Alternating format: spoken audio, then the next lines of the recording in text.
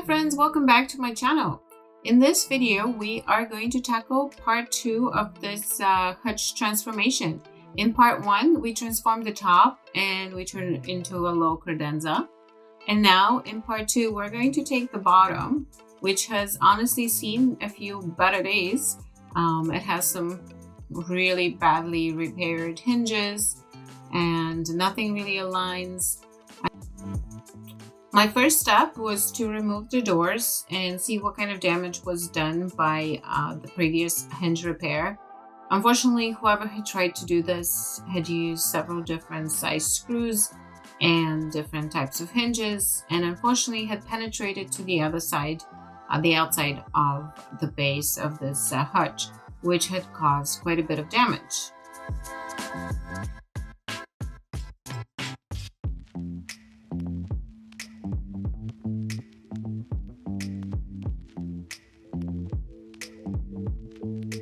There were all kinds of different screws and things, so I consulted my little screw stash and found better fitting screws for that. I also removed the hardware and refilled the holes. It wasn't something I wanted to keep.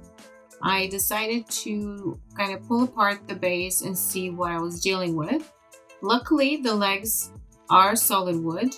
However, the rest of the base was not. It's particle board, and I wasn't quite sure what to do here. I know that if realistically, if I was to do a wash or paint over the particle board, it'll likely swell up on me and ruin the base. So as I was sanding down the legs, I was trying to kind of come up with a plan of what to do.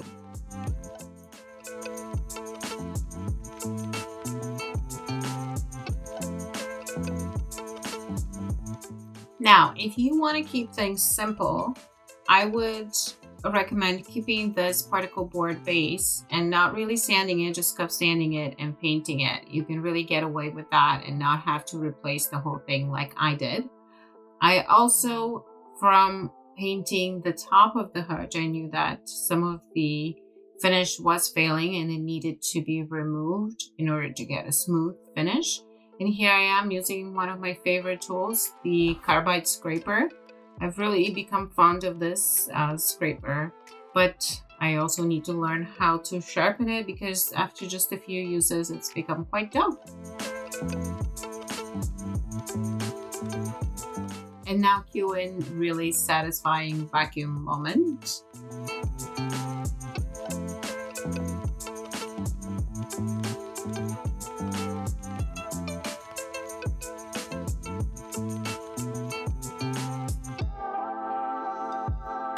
After the carbide scraper, I gave the whole thing a really good sand, and you can see here I'm trying to feel the smoothness with my hand. One trick is to close your eyes and just run your hand over the surface. If you can feel anything, then it's not smooth enough to paint.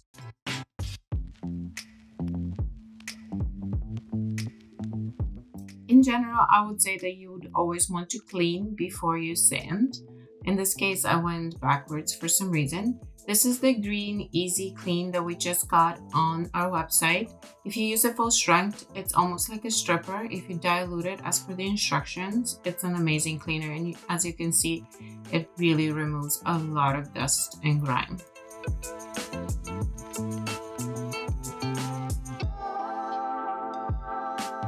This is my favorite duo for creating a smooth finish that doesn't even look painted.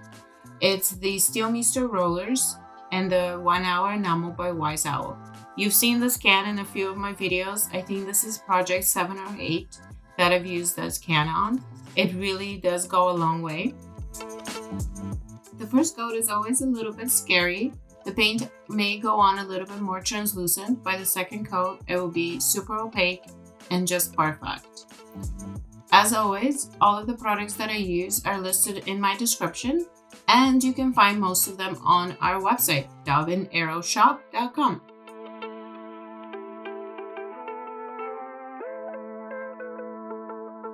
I applied a total of 2 coats of paint to the frame of this piece, and in between coats, I keep my rollers in a Ziploc bag, keeping all of the air out. That way you don't have to wash it or replace it. And And next, it was time to work on the base. I used the original base as a guide of how to cut and remeasure the new piece of wood.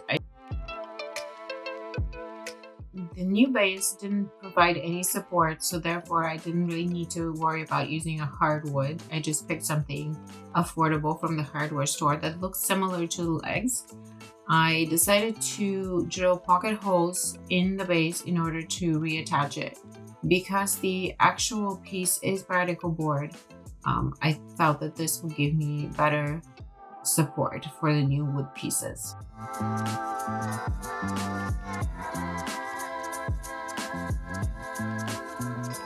I used the original front piece of the base as a guide to create the curve on the new base. And I think that I'm just going to use this in the future as a guide because it's a great curve that will help in creating a little bit more interest in future pieces that I build bases for. I used my jigsaw to just cut the curve out, and then it was back to the doors. So after much deliberation and trying to figure out what to use to create the pattern in the front and what type of pattern to actually create, I settled on just using simple dollar store dowels in 2 sizes.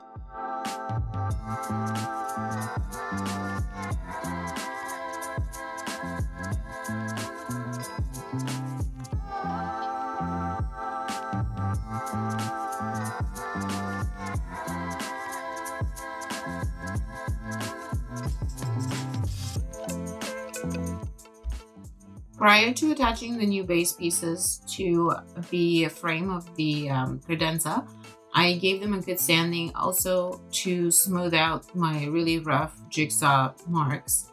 I really do not like the jigsaw. I don't know whether or not I have a really bad one or I am just really bad with it, but it's my least favorite tools. However, a good sander really can cover up lots of errors.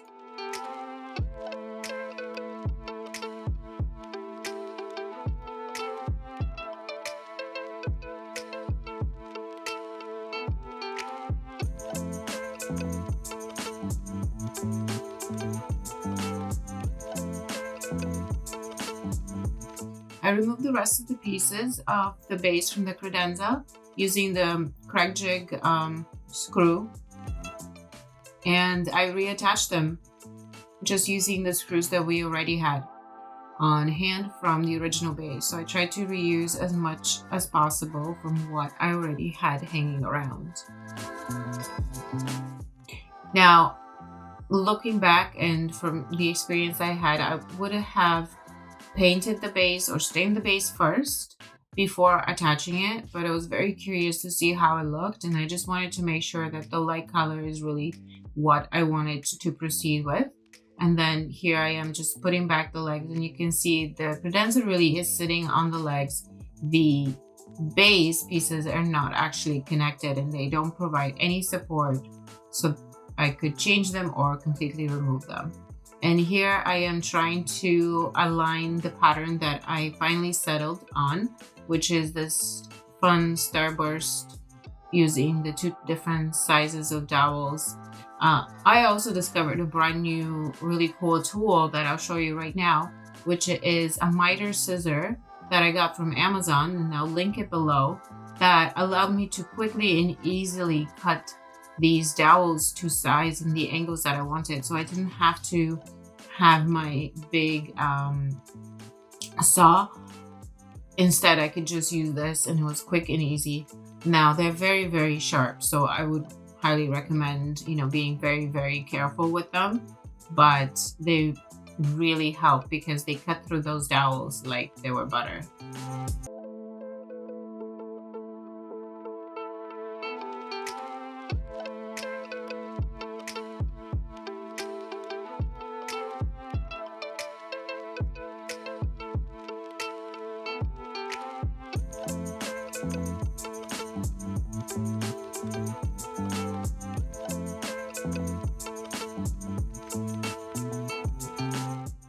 Attaching the dowels was quite easy. I simply used wood glue and then I weighted them down to dry and they were ready to go.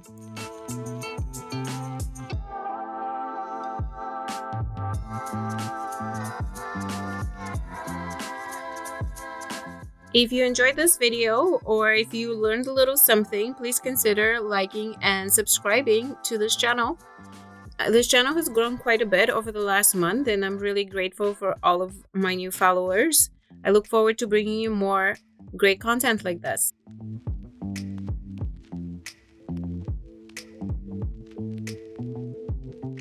Here's another quick repair that I did. Because the base of the condenser is particle board and there were a lot of issues, I actually used little skewer sticks and glue to add them to repair the holes. Next, I decided to do a paint wash over the base and I'm using Sawmill Gravy by Dixie Belle mixed with water to kind of even out the colors of the legs as well as the new base, and I'm just using a Staalmeester brush to apply it on there and then wipe it back. And again, I would have been a lot smarter if I had removed the legs to do this, in which you'll see later that I actually do that.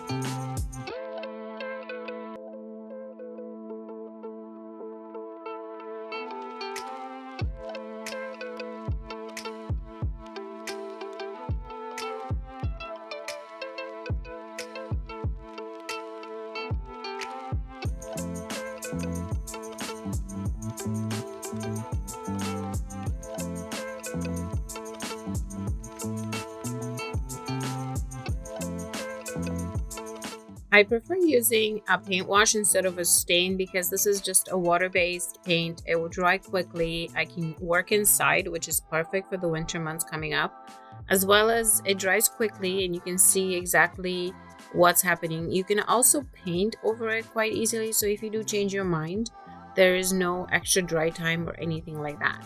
So for me, using the paint wash, as you've seen in another video that I posted recently, it really makes a difference, and it's quite quick, it's quite easy, you use very little paint, it's a great go-to. And here we go, we're almost to the end. I took the doors back to the spray booth and finally we have a brand new can of the Wiseout 1 hour enamel. This is 126 ounces instead of the regular 32, so I figured this will last me a while. If the other can lasted for 7 or 8 pieces, I can only imagine how long this guy is going to last. And I'm leaving on purpose here my little struggle with the hopper to try to open it. And now my little struggle with trying to figure out how to put the paint in the hopper, because this is a big can and I didn't want to pour right out of it. And the rest of this little montage here is me getting ready to spray.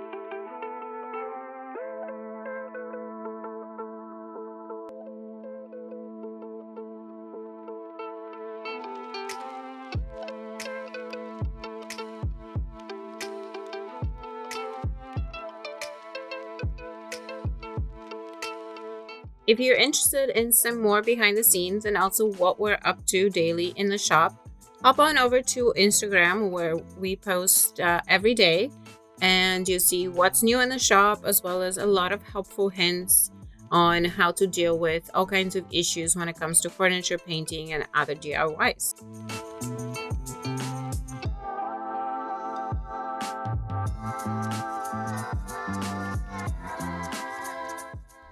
I did a total of 2 coats on the doors, as well as a few little touch-ups for where the sprayer can get in between the little dowels.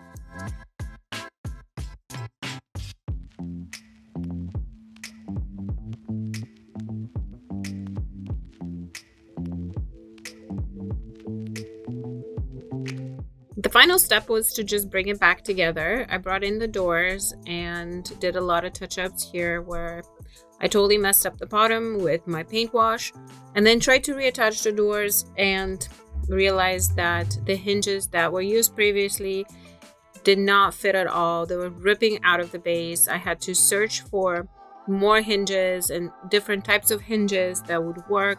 I spent quite a bit of time at Home Depot with the doors, but I was lucky that I finally found hinges that actually worked. And here's a lesson and something to know.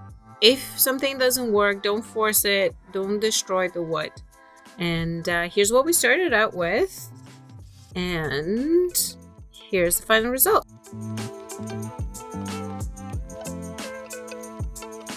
Let me know in the comments, what do you think about this flip? Would you have spent this much time reviving this piece, separating it into two? Let me know, what do you think of the end result?